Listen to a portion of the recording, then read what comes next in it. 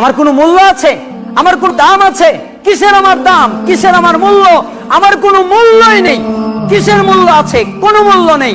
আমার যদি ঈমান থাকে তাহলে আমার মূল্য আছে মরার পরে। দুনিয়ায় মূল্য দিয়ে কোনো উপকার নেই। দুনিয়ায় কে মূল্য দিল কে না দিল এটা দেখার কোনো বিষয়ই নয়। এজন্যই তো রাসূলুল্লাহ সাল্লাল্লাহু আলাইহি ওয়াসাল্লাম ইবনে উমারকে ডাক দিলেন, আসো তুমি এদিকে। আসার পরে ইবনে উমারের হাতে এভাবে হাত রাখলেন, কাঁধে রেখে বললেন, হে ইবনে উমার, তোমাকে আমি বলছি। আখাযা রাসূলুল্লাহ সাল্লাল্লাহু আলাইহি ওয়াসাল্লাম বিমানকিবি ওয়াকাল, রাসূল সাল্লাল্লাহু আলাইহি ওয়াসাল্লাম ইবনে উমারের কাঁধে হাত রাখলেন, রাখার পরে বললেন, হে উমার, কুন ফিদ দুনিয়া ইবনে উমার কুন ফিদ দুনিয়া কাআন্নাকা গরীবুন আও আবিরু সাবিল।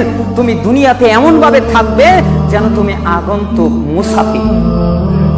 তোমাকে দেখে যেন মনে হয় না তুমি রাজা, তোমাকে দেখে যেন মনে হয় না তুমি ক্ষমতাশীল, তোমাকে দেখে যেন মনে হয় না তোমার অনেক পাওয়ার, তোমাকে দেখলে মনে হবে তুমি পথচারী, তুমি মুসাফির, তোমার কোনো ক্ষমতাই নেই। আরে আমি মুসাফির, সফর করেছি, এক জায়গায় থেকে সফর করে এখানে এসেছি, আবার সফর করে এখান থেকে চলে যাব।